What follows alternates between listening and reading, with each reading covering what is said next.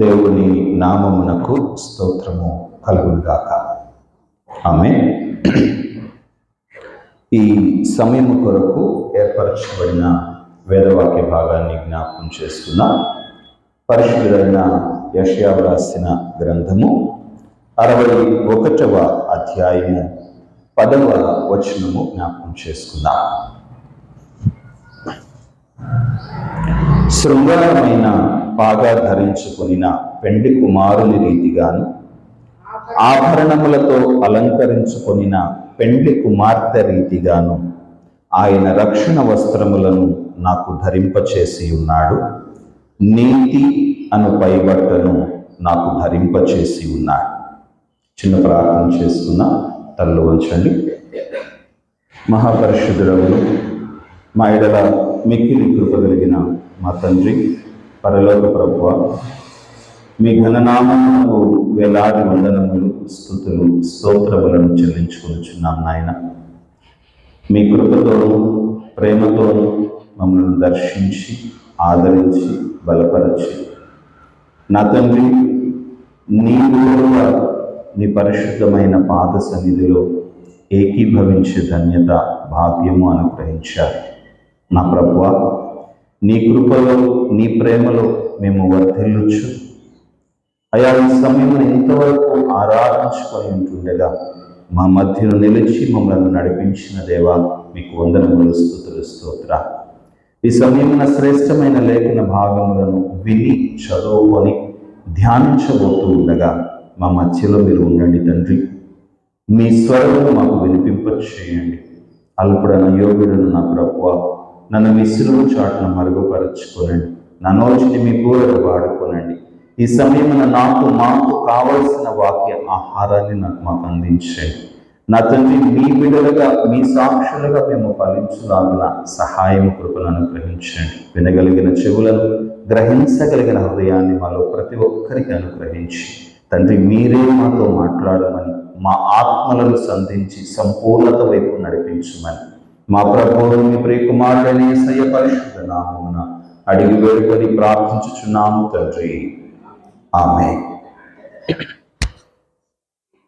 ప్రభునందు ప్రియమైన దేవుని బిడ్డలారా, దేవుని యొక్క మహాకృపను బట్టి రూపాంతర ఆదివారంలోనికి ప్రవేశించడానికి, ప్రభుని ఇంతవరకు స్తుతించి మహిమపరచుకోవడానికి దేవుడు అనుగ్రహించిన ఈ సమయమును బట్టి, ధన్యతను బట్టి దేవునికి నేను వందనములు, స్తుతులు, స్తోత్రాలు చెల్లిస్తూ ఉన్నా. రూపాంతర ఆదివారము అనేటువంటిది ఎందుకు ఆచరిస్తాము అంటే, ప్రభువు తనకు ఇష్టమైనటువంటి ముగ్గురు శిష్యులు పేతురు, యాకోబు, యోహాను, ఈ ముగ్గురిని వెంట పెట్టుకొని హెర్మోను పర్వత శిఖరములలో ఒక దాని మీదికి ఏకాంతముగా వెళ్ళి వారి ఎదుట రూపాంతరము పొందెను అని వాక్యం మనకు జ్ఞాపకం చేస్తుంది. మార్కు సువార్త 9వ అధ్యాయంలో మనం చూస్తే 2వ వచనం నుండి 8వ వచనం వరకు ఈ మాటలు మనకు కనబడతాయి. ఆ సమయంలో ప్రభువు శిష్యులందరూ ఎదుట నిలిచి ఉన్నప్పుడు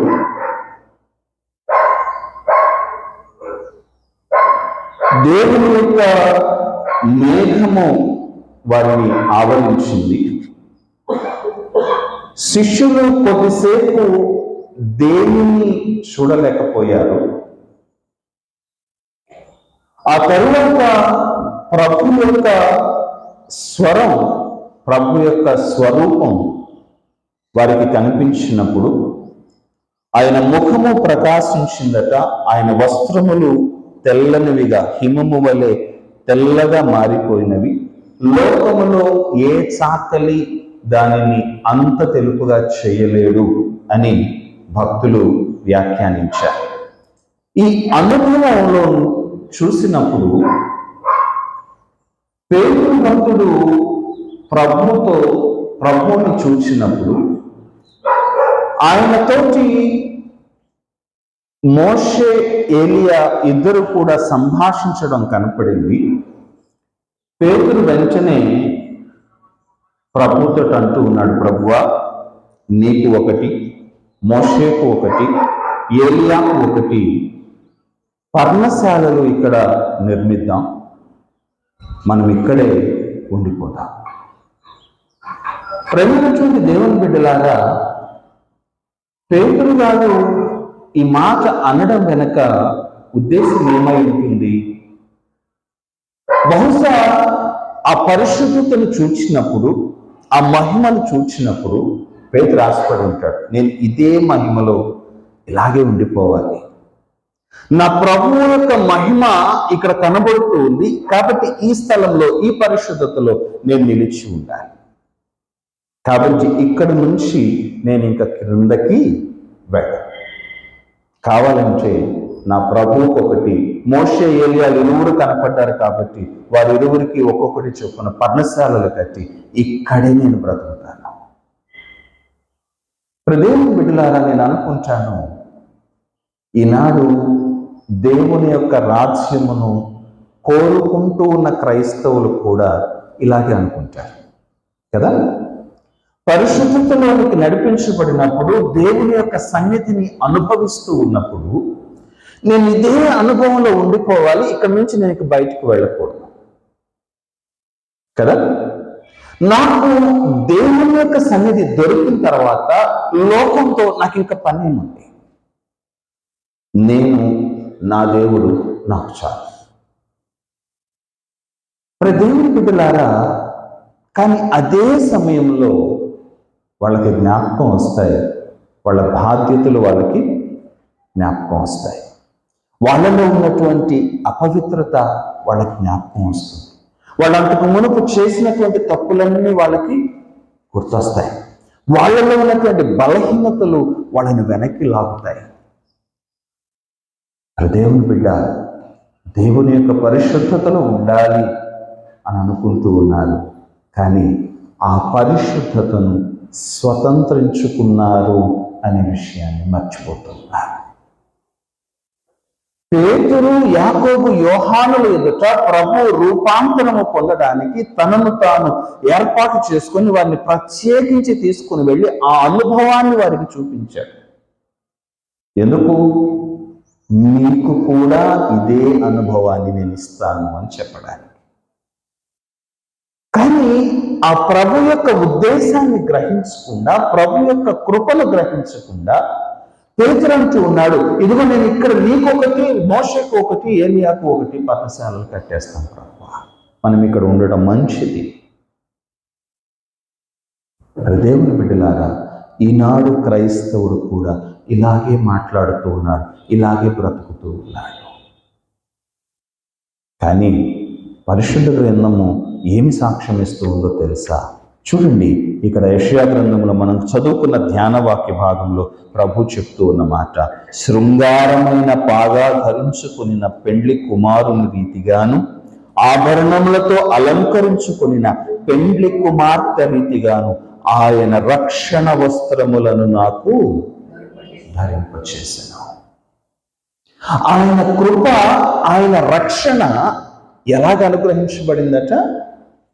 వాక్యం ఇక్కడ జ్ఞాపకం చేస్తూ ఉంది, పెండ్లి కుమారునికి అందమైనటువంటి పాగా ధరింపచేసి ఒక ప్రత్యేకమైనటువంటి వ్యక్తిగా ఎలాగైతే నిలబెడతారో పెండ్లిలో, సకల ఆభరణముల చేత అలంకరించి ఒక ప్రత్యేకమైనటువంటి రీతిలో పెండ్లి మండపంలో పెండ్లి కుమార్తెను ఎలాగైతే ఉంచుతారో, ప్రభు అంటున్నాడు, నా రక్షణ వస్త్రముల చేత నిన్ను అలా అలంకరించాను. ప్రేమైనటువంటి దేవుని బిడ్డలారా, గమనించండి, పెండ్లి జరిపించేటప్పుడు పెండ్లి కుమారుణ్ణి, పెండ్లి కుమార్తెని ఎన్ని రకాలుగా తయారు చేస్తారు? దాదాపుగా ఆ సంబరం ఒక 3 రోజులు 4 రోజుల ముందు నుంచే ప్రారంభమవుతుంది. పిల్లవాడు కొంచెం నల్లగా ఉన్నాడు అంటే ఏం చేస్తారండి? పసుపు రాసి కొంచెం ఆ పెండ్లి వరకన్నా కొంచెం తెల్లగా నా కొడుకు, లేకపోతే ఆ బిడ్డ కనపడాలి అని ఆశపడతారు కదా. పెండ్లి కుమార్తెను అలంకరించేటప్పుడు తమ దగ్గర లేకపోయినా ఏం చేస్తారు? ఆ రోజు నా బిడ్డ అందంగా కనపడాలని పక్కింటికి పోయి అరువు తెచ్చుకొనైనా ఆభరణాలు అలంకరింపజేస్తారు. చేయరా? చేస్తారు. ఎందుకు? వారి ప్రేమ అటువంటిది. వారి జీవితంలో జరిగేటువంటి అత్యున్నతమైనటువంటి సంబరం అది. కాబట్టి ఆ సంబరంలో వాళ్ళు ఇంకా అత్యున్నతంగా అందరిలోకి ప్రత్యేకంగా కనపడాలి. అందరిలాగా, అందరిలో ఒకళ్ళలాగా వాళ్ళు కనపడకూడదు కదా. తల్లిదండ్రులు కానీ, బంధువులు కానీ, పెళ్లికి ఆహ్వానించబడినటువంటి వారు కానీ కోరుకున్నటువంటిది ఏమిటి? పెళ్లి కుమారుడు కానీ, పెళ్లి కుమార్తె కానీ ప్రత్యేకంగా కనపడాలి, అందరికంటే అత్యున్నతంగా కనపడాలి. ప్రభు అంటున్నాడు, నేను నిన్ను అలా అలంకరించాను. ఎలా అలంకరించాడట? శృంగారమైన పాగా ధరించుకున్న పెండ్లి కుమారుని రీతిగా, ఆభరణములతో అలంకరించబడినటువంటి పెండ్లి కుమార్తె రీతిగా నా రక్షణ వస్త్రముల చేత నిన్ను నేను అలంకరించాను. ప్రేమైనటువంటి దేవుని బిడ్డలారా, గమనించండి. కీర్తన గ్రంథము 149వ కీర్తన 4వ వచనాన్ని మనం గమనించినట్లయితే ప్రభు యొక్క వాక్యం ఈ మాట మనకు సెలవిస్తూ ఉంది. కీర్తనల గ్రంథము 149వ కీర్తన 4వ వచనము, యెహోవా తన ప్రజల ఎడల ప్రీతి కలవాడు, ఆయన దీనులను రక్షణతో అలంకరించును. ఆయన తన ప్రజల ఎడల ఏం గలవాడట? ప్రీతి గలవాడట. ప్రేమ కాదు, ప్రేమను మించి. తన బిడ్డలు శ్రేష్టంగా ఉండాలి, అత్యున్నతంగా ఉండాలని ఆశ కలిగినటువంటి వాడు. కాబట్టి ఆయనట తన బిడ్డలను రక్షణ చేత అలంకరించేటువంటి వాడు. యెహెజ్కేలు గ్రంథము 28వ అధ్యాయము 13వ వచనంలో చూస్తే తూరు రాజుల గురించి చెప్పబడుతూ ఉన్నటువంటి మాటను మనం గమనించినట్లయితే దేవుని బిడ్డల గురించి ప్రభు చెప్తూ ఉన్న మాట చూడండి. దేవుని తోటయగు ఏదేనులో నీవుంటివి, మాణిక్యము, గోమేధికము, సూర్యకాంతమణి, రక్తవర్ణపు రాయి, సులిమాని రాయి, అమూల్యమైన రత్నములతోనూ బంగారముతోనూ నీవు అలంకరింపబడితివి. దేవుని బిడ్డలారా, 14వ వచనంలో అంటాడు చూడు, అభిషేకము నొందిన కెరూబువై ఆశ్రయముగా నీవుంటివి, అందుకే నిన్ను నియమించుకొని. ఏమన్నాడండి? ఎలా అలంకరించాడట ప్రభు మనల్ని? ఇక్కడ ఆ 10 రత్నముల గురించి 13వ వచనంలో జ్ఞాపకం చేస్తాడు. గోమేధికము, మరకతము, మాణిక్యము, సులిమాని రాయి, అదేవిధంగా రక్తవర్ణపు రాయి, నీలము, పద్మరాగము, అదేవిధంగా మాణిక్యము, గోమేధికము, వీటన్నిటి చేత ప్రభు అట వారిని అలంకరించాడట. అలంకరించినప్పుడు వారు ఎలా ఉన్నారట? అభిషేకము నొందిన కెరూబులాగా ఉన్నారట. ప్రభు అంటున్నాడు, నిన్ను అందుకే నియమించా. మన జీవితంలో మంచితనం ఉందని కాదు, మన జీవితంలో మనం పాపము లేని వారము అని కాదు, మన జీవితంలో మనము ప్రభువుని అంగీకరించకుండా మన ఇష్టానుసారంగా తిరుగుతూ ఉన్నప్పుడే, ఆయనకు మన హృదయమును లోపరచకుండా ఉండినప్పుడే. అందుకే యెషయా గ్రంథకర్త అంటాడు, నీవు నన్ను ఎరుగకుండినను నేను నా కొరకు నిన్ను ఏర్పరచుకుంటుని, నా మహిమ నిమిత్తము నా ఉగ్రతను బిగబెట్టుకుంటుని అంటాడు.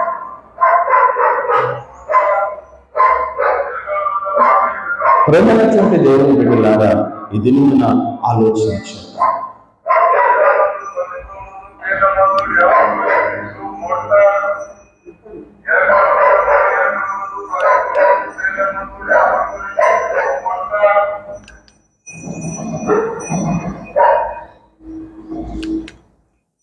మనము దేవుని యొక్క బిడ్డలుగా ఉండడానికి మనలో శ్రేష్టత లేకపోయి, మనము అర్హులము కాకపోయి, నిజమే కదా? ఆలోచించేద్దాం. ఆజ్ఞాతిక్రమమే పాపము, పాపం వలన వచ్చు జీతము మరణం. పాపం లేనివాడు ఎవడైనా ఉన్నాడా? ప్రశ్న వేసుకుంటే ఆజ్ఞను అతిక్రమించినటువంటి వారు ఎవరైనా ఉన్నారా? తెలుసో తెలియకో ఆజ్ఞను అతిక్రమించినటువంటి వారే. చిన్నపిల్లలు ఉన్నారు, చిన్నపిల్లలకు వారికి ఏది మంచి ఏది చెడు తెలియదు. వారు ఏం చేస్తారు? అక్కడ ముళ్ళున్నాయి తొక్కబాకు అంటే మనం చెప్పినా కూడా వాళ్ళకి ఆ మార్గంలో వెళ్ళాలి, లేకపోతే వాళ్ళకి ఆసక్తి కలిగించేటువంటిది అక్కడ ఉంది. ఏం చేస్తారు? వాళ్ళు ఆ ముళ్ళ దారిలోకి వెళతారు, ముళ్ళ మీద కాళ్ళు వేస్తారు. దేవుని బిడ్డలారా, అలాగే ప్రతి మనుష్యుడు ఆజ్ఞను అతిక్రమించిన వాడే.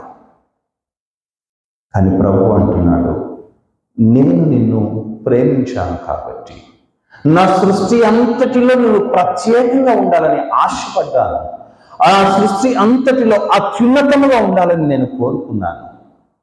కాబట్టి నిన్ను పెండ్లి కుమారునిలాగా, పెండ్లి కుమార్తెలాగా నిన్ను అలంకరిస్తూ ఉన్నాను.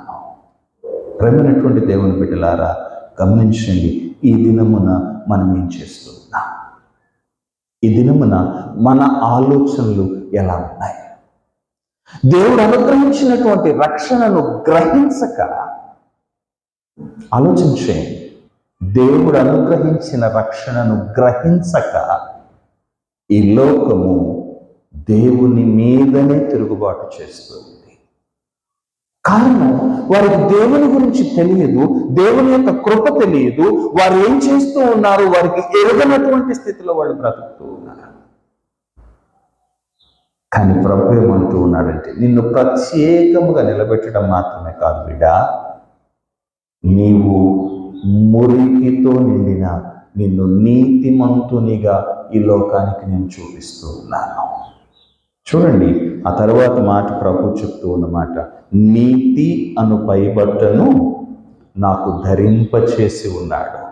పైబట్టను ఎందుకు వేసుకుంటాం చెప్పండి? సాధారణంగా పై వస్త్రాన్ని ఎందుకు వేసుకుంటాము అంటే, మనకు ఇతరమైనటువంటి బాహ్య వాతావరణ పరిస్థితుల నుంచి రక్షణ కల్పించడానికి. పైబట్ట వేసుకునేది రక్షణ కల్పించడానికి. రెండవది, మన స్థాయిని చూపించుకోవడానికి. మనకి మన భాషలో మనకు అర్థమయ్యేటువంటి మాటలు చెప్పాలి అంటే షాల్ వేసుకుంటాం. కొంతమంది పెద్ద పెద్ద వాళ్ళు ఏం చేస్తారండి, ఎక్కడికి వెళ్తున్నా వాళ్ళ భుజం మీద షాల్ వేసుకుంటారు. ఆ షాల్ ఎందుకు వేసుకుంటారు? షాలువా, అది వాళ్ళ స్థాయి, గౌరవనీయమైనటువంటి వ్యక్తులు అని.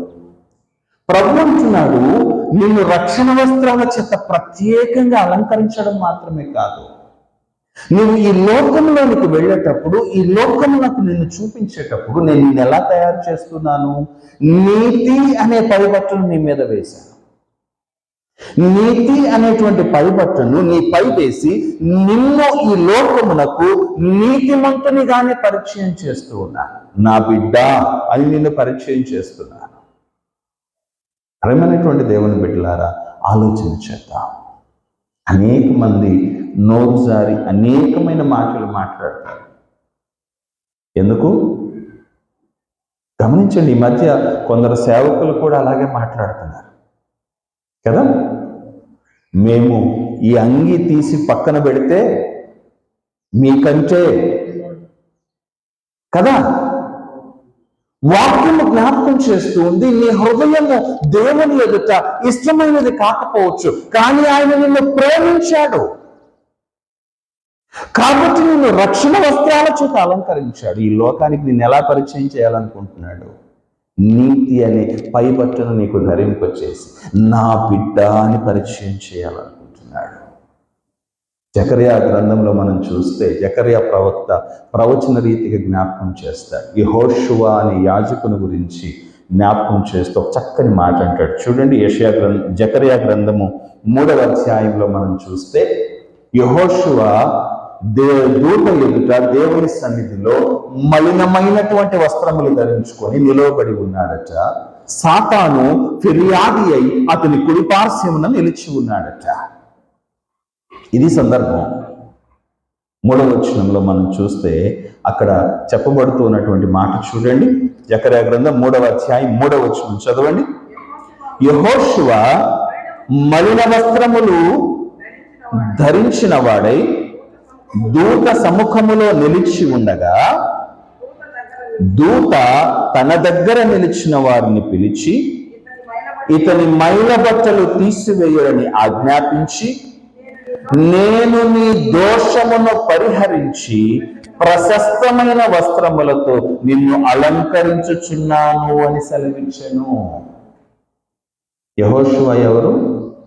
యాజకుడు. దేవుని దగ్గరకు వెళ్ళి నిలబడ్డాడట. దేవుని దగ్గరకు వెళ్ళి నిలబడితే అతని వస్త్రములు ఎలా ఉన్నాయట? మలినంగా ఉన్నాయట. మలినమైపోయినటువంటి వస్త్రాల చేత దేవుని సన్నిధిలో నిలవబడితే దేవుని యొక్క దూత సెలవిస్తూ ఉంది, నీ దోషమును నేను పరిహరించాను, నీ పాపమును నేను పరిహరించాను, నీ మైల బట్టలు తీసివేసి ప్రశస్తమైన వస్త్రములతో నేను నిన్ను అలంకరిస్తాను.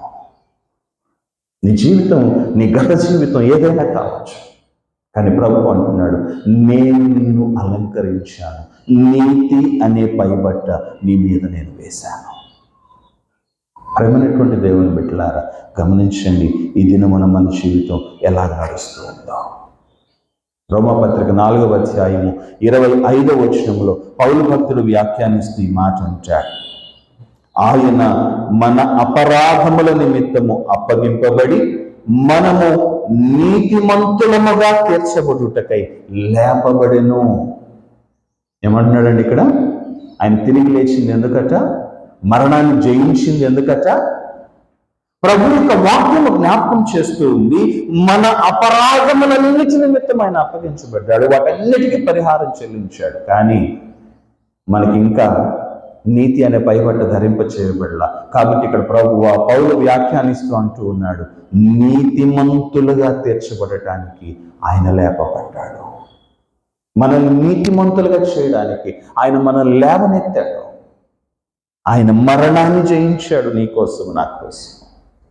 చూడండి 3వ అధ్యాయము, రోమపత్రిక 3వ అధ్యాయం 24వ వచనంలో అంటాడు, కాబట్టి నమ్మువారు ఆయన కృప చేతని క్రీస్తు యేసునందలి విమోచనము ద్వారా ఉచితముగా నీతిమంతులుగా తీర్చబడుతున్నారు.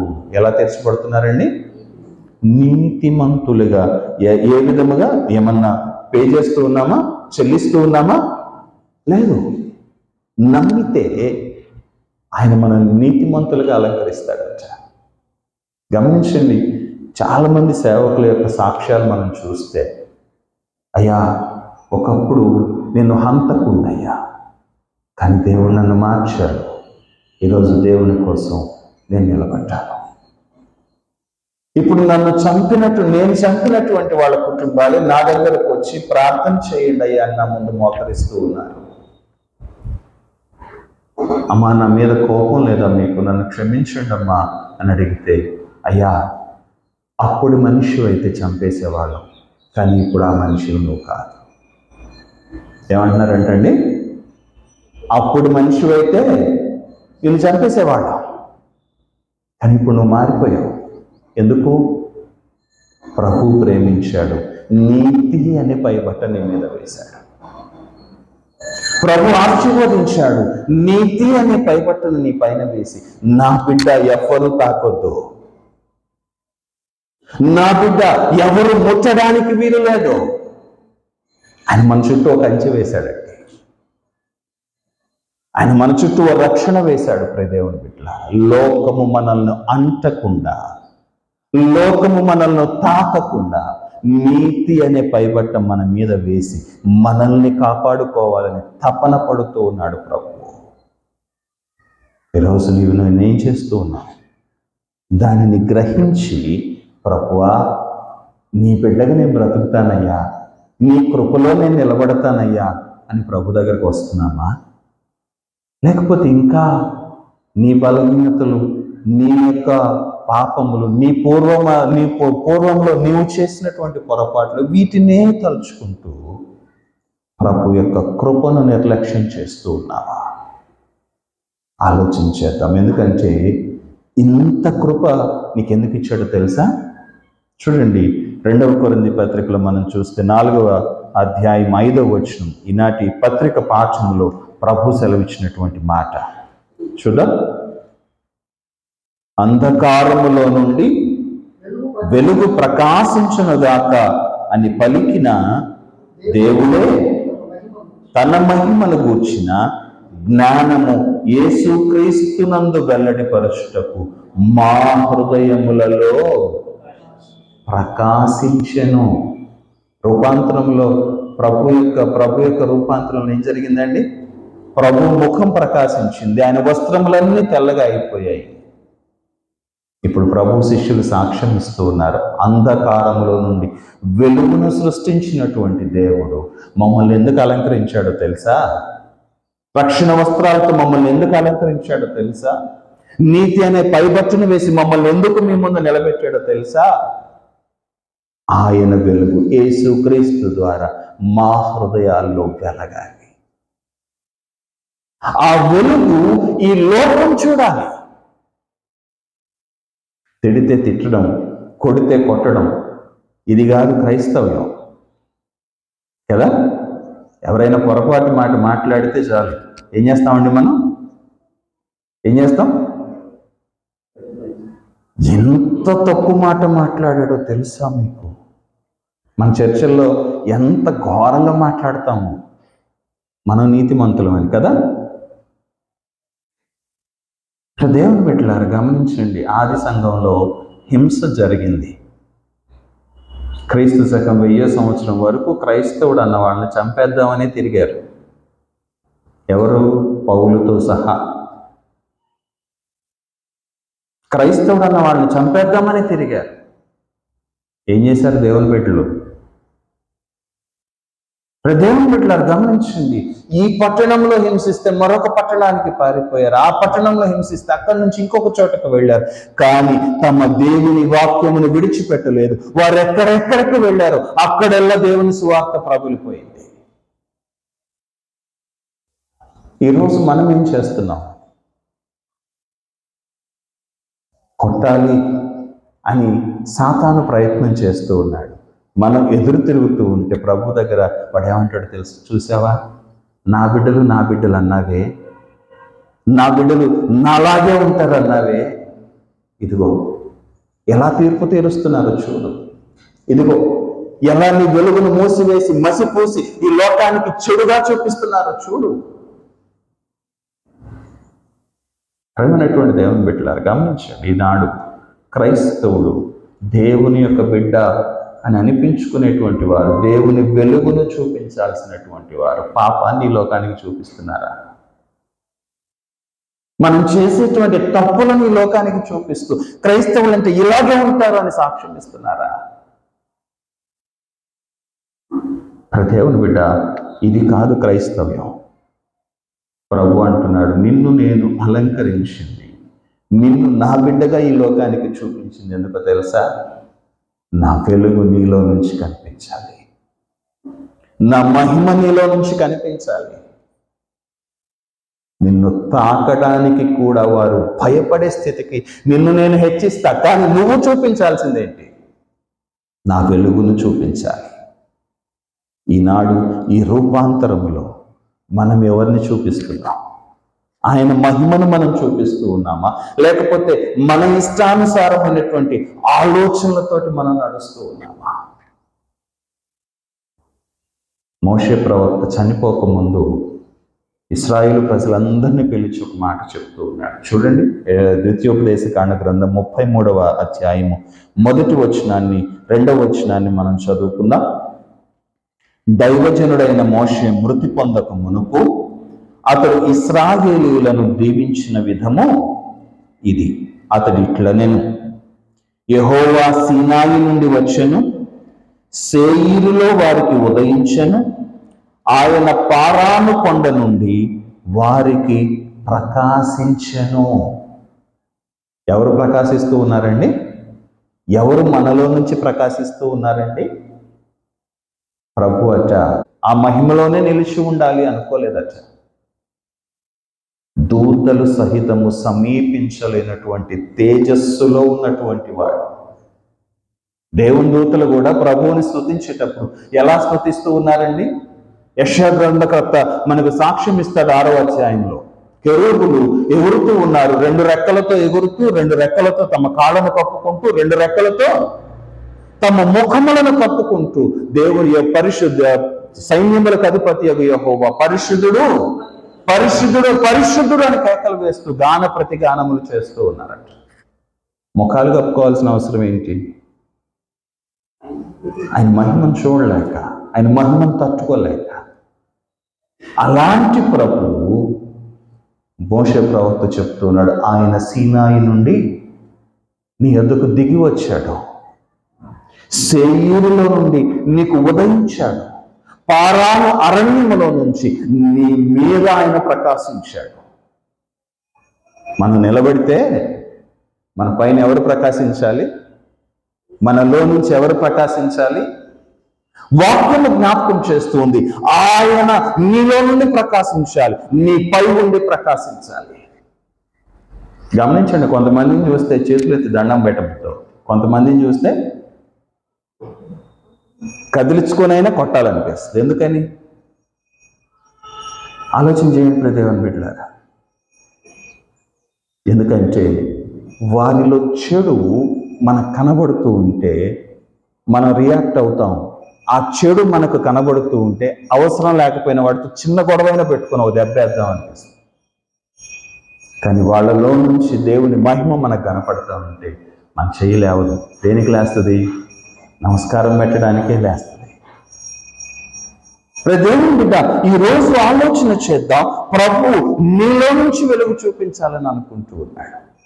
యెషయా గ్రంథకర్త కూడా అంటాడు, 60వ అధ్యాయంలో 1వ వచనంలో అంటాడు, చూడండి, నీకు వెలుగు వచ్చి ఉన్నది, లెమ్మో తేజరిల్లమో, యెహోవా మహిమ నీ మీద.